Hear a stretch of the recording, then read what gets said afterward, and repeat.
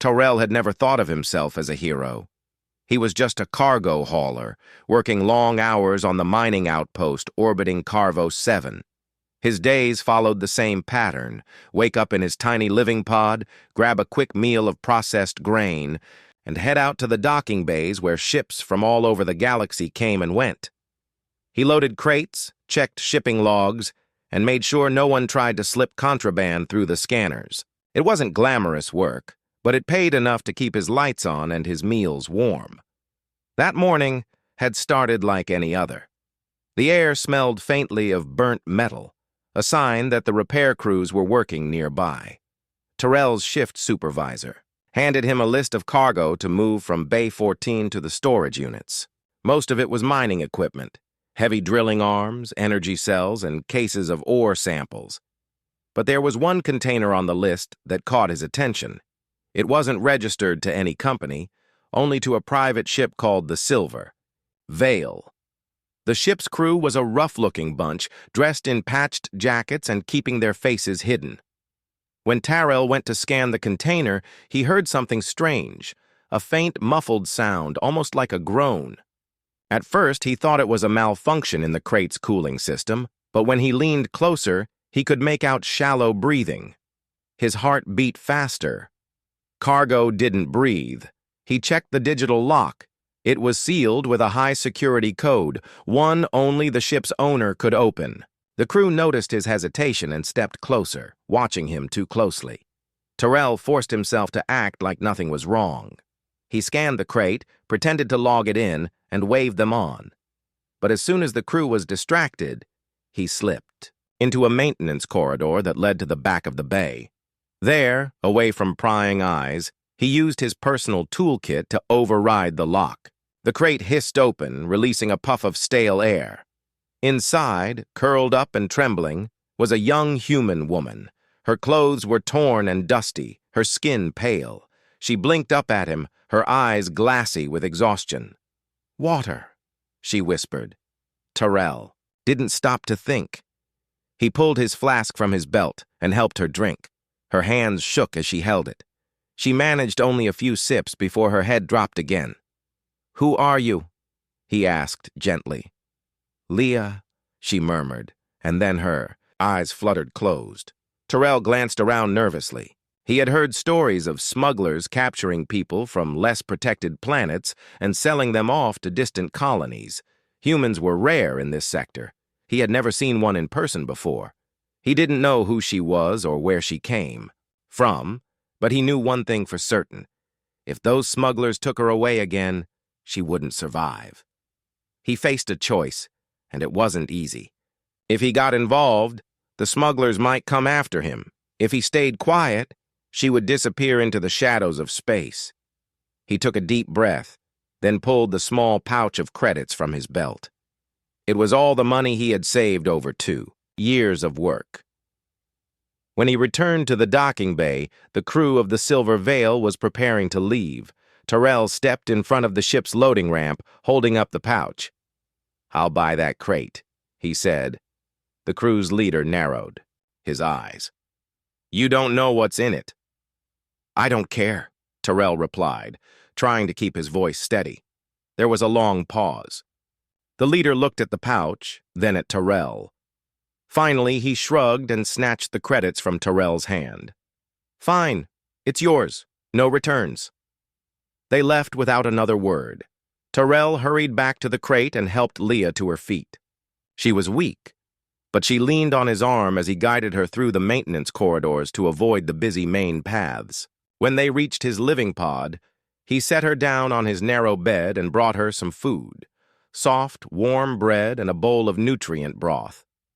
She ate slowly, her eyes darting around as if she still expected danger to appear. "You're safe here," Tyrell said. "No one can get to you." She gave a small nod, but didn't speak much. After eating, she lay down and quickly fell into a deep sleep. Tyrell sat at the small table in his pod, staring at the wall. He had just spent nearly everything he owned to save someone he didn't even know. And yet, He didn't regret it. Something about the way she had looked at him, half scared, half hopeful, told him he had done the right thing. Outside, the lights of Carvo 7 twinkled against the blackness of space. Cargo ships came and went, as they always did, carrying goods to the farthest corners of the galaxy. But for Tyrell, something had changed.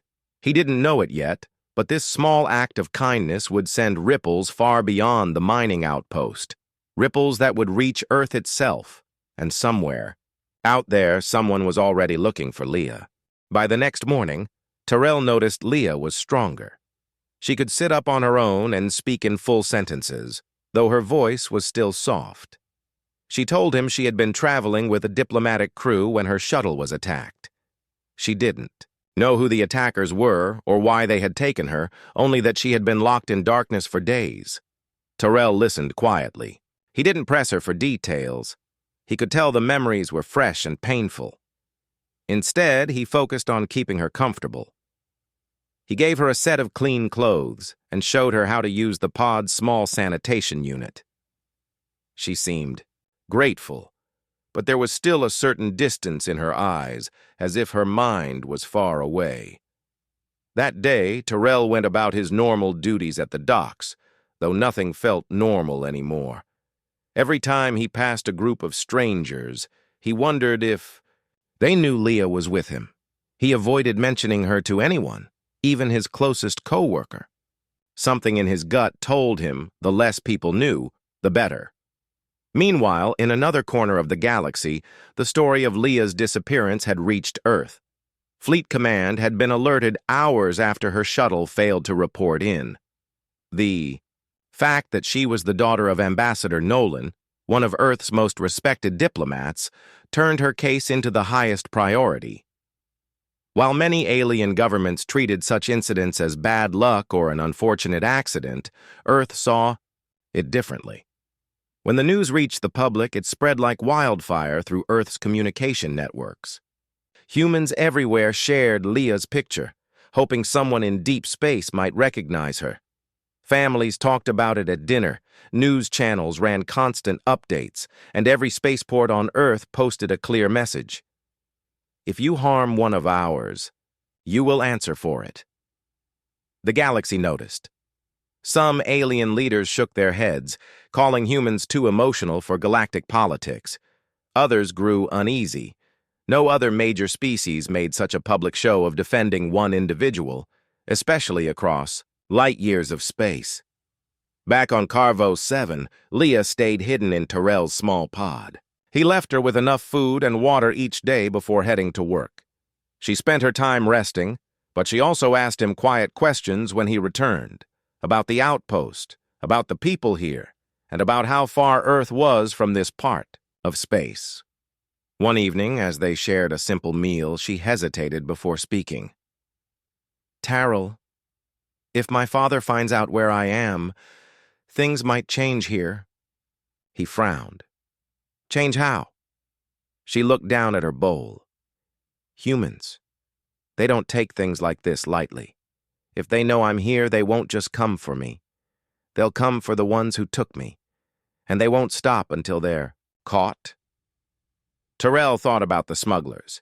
He had seen them operate for years without anyone stopping them. They bribed officials, hid in uncharted systems, and worked together like shadows. The idea of anyone actually chasing them down seemed impossible, but Leah's voice carried a certainty that made him pause. Far above Carvo 7, in the silent dark, an Earth reconnaissance vessel had already arrived. Its crew had intercepted comm, chatter linking a human female to the Silver Veil. They tracked the ship's last docking coordinates, and within hours, they had identified the mining outpost. The vessel's captain sent a coded message to Earth Fleet Command. Target located. Human asset possibly recovered by local citizen, requesting orders. Those orders came quickly: secure the human, gather all intelligence on the captors, and make Earth's position known to every power in the region. The next day, a long-range transmission crackled through Carvo 7's central comm hub. It was short and direct. but it carried a weight that made every official pause before forwarding it.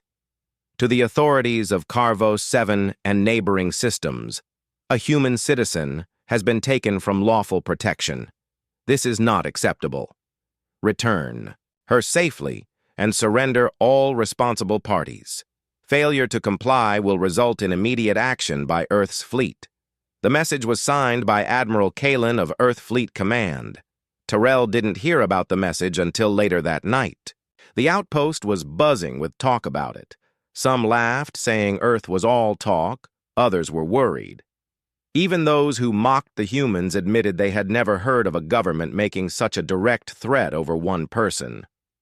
When he returned to his pod, Leah was sitting on the bed, her hands clasped tightly. "It started, hasn't it?" she asked. He nodded slowly. "The message went out today. Everyone's talking about it." Her lips curved in a faint, almost sad smile. "Then, my father knows I'm alive." Tyrell sat across from her. "Is this going to be bad for Carvo 7? She hesitated. "Not if they do the right thing. But if they don't, Earth won't just walk away." He studied her for a moment. There was no arrogance in her tone, only certainty. As strange as it sounded, he believed her, and somewhere deep down, he began to wonder what would happen if Earth truly meant what it said. The following days felt heavier on Carvo 7. Even the usual hum of cargo loaders and docking clamps seemed quieter, as if the whole station was listening for the next piece of news. Rumors spread like fire in dry grass. Some said Earth's fleet was already on its way, armed and ready. Others claimed the humans were bluffing, just trying to scare people into compliance. Tyrell kept his head down at work, but it wasn't easy. Every time he caught someone's eyes lingering on him, he wondered if they somehow knew about Leah. The smugglers who once swaggered around the docking bays now moved in tight groups, whispering to each other. Something was shifting, and it wasn't in their favor. Meanwhile, Leah spent most of her time in the pod, reading old data files Tyrell had stored or simply staring out the small window into space. She seemed calmer than before, though she still avoided talking much about her family. That changed one evening when Tyrell returned from work and found her pacing the narrow space. "They'll come soon," she said without looking at him. "Your people?" he asked. "Yes, and they'll make demands. Carvo 7 will have to decide quickly." Tyrell sat down and rubbed his face. "And if they refuse?" Leah stopped pacing and looked at him seriously. "Then Earth will do what it promised." Her certainty was unsettling. Most species avoided direct conflict at all costs, preferring negotiations or long council debates. The thought of one world forcing another to hand over someone or else felt like the kind of thing only told in old war stories. 2 days later, the answer came. The skies above Carvo 7 changed. Large, dark shapes emerged from hyperspace, their hulls catching the light of the nearby star. They were unlike any ships the station had seen before, sleek, sharp-edged, and bristling with an energy that felt almost alive. It was the Earth fleet. The arrival caused an instant reaction. Traffic in and out of the station slowed to a crawl. The Planetary Council called an emergency meeting. Merchants pulled down their shop shutters early. Even the smugglers stayed out of sight. From the moment the fleet entered orbit, a transmission was sent to every official channel. "This is Admiral Kalin of Earth Fleet Command. We have come for our citizen. You will hand her over immediately, along with every person involved in her capture. Failure to comply will result in Earth enforcing its own justice." The message was repeated twice, then the channel fell silent. No threats beyond those words, no promises of reward, just a simple demand that left no room for misunderstanding. In the council chamber, the mood was tense. The outpost's governor argued for cooperation, saying Carvo 7 could not withstand the kind of force Earth might bring. Others claimed surrendering to such demands would make the station look weak, an easy target for future pressure. Terrell, of course, was not in that room, but he could feel the debate's ripples through the station. People in the corridors whispered about the humans' ships, how their weapon systems seemed to track every movement in orbit, how their shields shimmered like a living wall. Some claimed to have seen human soldiers already on the ground, though no one could confirm it. That night, Terrell returned to find Leah sitting at the table with a small smile. "They're here," she said softly. "I saw," he replied. "Everyone saw." Her eyes softened. "Terrell, you've done more for me than you know." "My people will protect you for it." He shifted uncomfortably. "I didn't do it for protection." "I know," she said. "That's why they'll remember." The next morning, the council sent its answer to the humans. They agreed to meet, in person, hoping to negotiate the terms. The meeting would take place aboard one of Earth's flagships, under strict security. What Terrell didn't know, what no one outside the council knew, was that the smugglers responsible for Leah's capture had already gone into hiding, protected by allies who didn't want them handed over. The council was stuck. They could not produce the criminals, but they also couldn't afford to defy Earth directly. That afternoon, Leah was called to prepare for transfer to the flagship. She looked at Terrell before leaving, her expression both relieved and worried. "Stay close," she told him. "Things might get worse before they get better." Hours later, she stepped aboard the massive human vessel, greeted by officers in crisp uniforms. In the main hall, she was reunited with her father, Ambassador Nolan, whose embrace seemed to erase the days of fear from her face. But Nolan's attention quickly turned to the council representatives who had accompanied her. His voice was calm, but each word carried a sharp edge as he made his position clear. Earth would accept Leah's safe return, but without the surrender of the smugglers, the matter was not closed. When the council hesitated, Nolan delivered an ultimatum that would echo across the region. "If you will not act, Earth will, and we will not ask again." The galaxy was watching. Every nearby system had tuned in to the news feeds, waiting to see if Earth's warning was just words, or the start of something no one had seen in generations. Back on Carvo 7, Terrell listened to the reports with a growing sense of unease. He had thought rescuing Leah would simply be the right thing to do. Now he realized it had become something much bigger, something that might change the balance of power far beyond his small world. And somewhere in the dark corners of space, the smugglers were realizing the same thing. For a brief moment, it seemed like the situation might settle peacefully. Leah was back with her people, the council had met the humans, and talks were underway. But underneath that thin layer of calm, tension was building like pressure inside, a sealed tank. The core problem was simple. The smugglers who had taken Leah were still free. They were not just hiding on Carvo 7, they had friends, allies, and buyers in nearby systems. Many feared that turning them over would cause trouble with other criminal groups. The council hoped the humans would accept Leah's safe return as enough. They were wrong. When the council delegation returned from the human flagship, their faces were pale. Word spread quickly. Earth had given them a final deadline. They had 24 standard hours to hand over the smugglers, along with any information about their operations. If they failed, the humans would enforce justice themselves. Some on the council still believed it was a bluff. "No one starts a fight over one person," one official insisted. But those who had seen the humans' ships up close knew the truth. Earth wasn't bluffing. The deadline came and went. No smugglers were handed over. The next morning, the humans moved. From the windows of his cargo bay, Terrell saw the first sign, a formation of Earth ships breaking orbit in perfect silence. They moved like one body, their engines glowing faint blue, their paths precise and deliberate. Then came the flashes. Not explosions, but targeted strikes that disabled orbital defense stations without causing widespread damage. The stations went dark in seconds. A murmur swept through the outpost. People stopped working, staring at the distant lights where the defenses had been. The humans hadn't destroyed them. They had simply switched them off as if flipping a breaker. It was a message: we can take you apart without tearing you down. Then the fleet split into smaller groups, each vanishing into hyperspace corridors.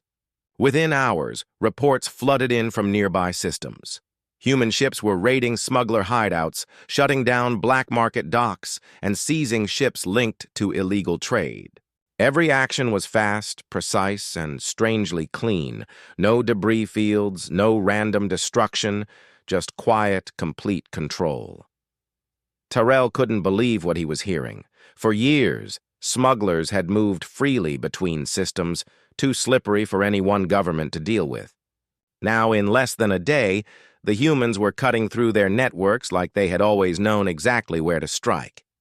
In one public transmission, Admiral Kalen spoke only once. "We are not here to negotiate. We are here to end this." Back. On Carvo 7, life was turned upside down. Security patrols doubled. Many shops stayed closed, and docking bays were under constant watch. Tyrell noticed unfamiliar humans in plain clothes walking through the station, probably intelligence officers gathering information. Leah, now safely on her father's flagship, sent Tyrell a brief message through a secure channel. "Don't be afraid. They're not here for you." He read it twice. It was meant to reassure him, but it also made him realize just how deep Earth's reach was. She had found a way to send him a private message across secure lines, right in the middle of a major operation. By the end of the week, the smugglers who had taken her were no longer a mystery. The humans found them hiding in a remote asteroid station far beyond the usual patrol routes. The capture itself was never broadcast, but everyone knew it had happened. The smugglers were alive, in human custody, and being transported back to Earth's territory. That single act sent shockwaves through the galaxy. Criminal groups went into hiding, deleting records and dismantling bases before the humans could reach them. Some governments, seeing what Earth could do in days, began rethinking their view of the minor human power. Tyrell watched the changes with quiet awe.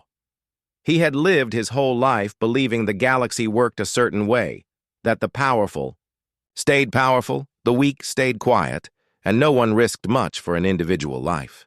The humans had shattered that idea in less than a week, and though no human official ever said it directly, everyone understood the unspoken warning. If this is what we do for one of ours, imagine what we would do for all of them. The station slowly returned to a fragile normal, but the air still carried the weight of what had happened. Tyrell knew things could never truly go back to the way they were. He had been at the center of it, just a cargo hauler who made a choice one day without thinking about the ripples it would cause, and those ripples were still moving, spreading farther than he could see. "Yes," Nolan replied. "You may return to your life on Carvo 7 quietly as you wish, or you may join us in an official capacity as a friend of Earth. We can provide training, resources, and the opportunity to travel and assist others in need." Tyrell felt a mixture of awe and hesitation. He had never imagined leaving the outpost, never imagined being offered such a chance. Yet a part of him knew this was more than just an offer. It was a chance to continue helping others, on a scale he had never dreamed of. I think I'd like that," he said finally. Leah reached out and smiled.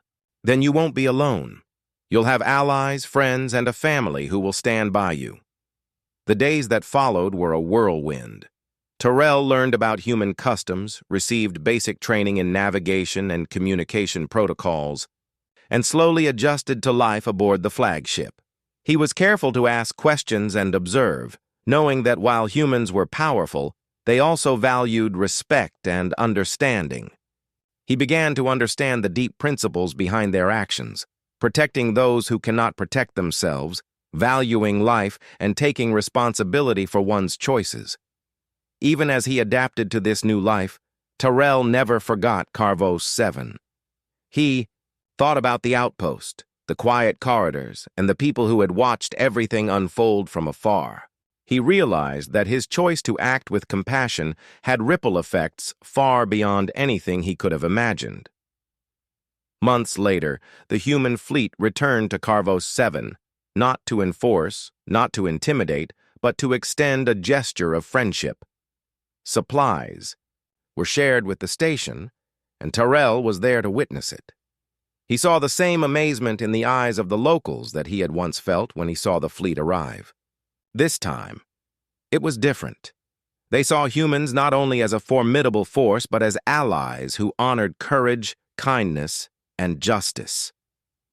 One evening, after a long day of coordination and observation, Terrell stood at the edge of the docking bay, watching. Leah walked beside her father. She looked over at him and gave a small nod.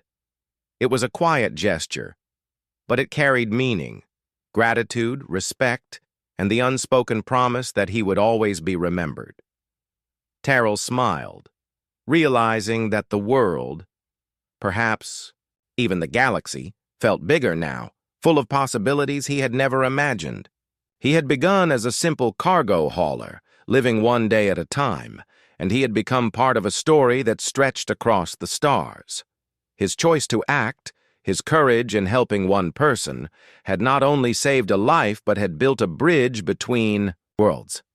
And in that moment, he understood something important. True heroism does not come from power, rank, or recognition.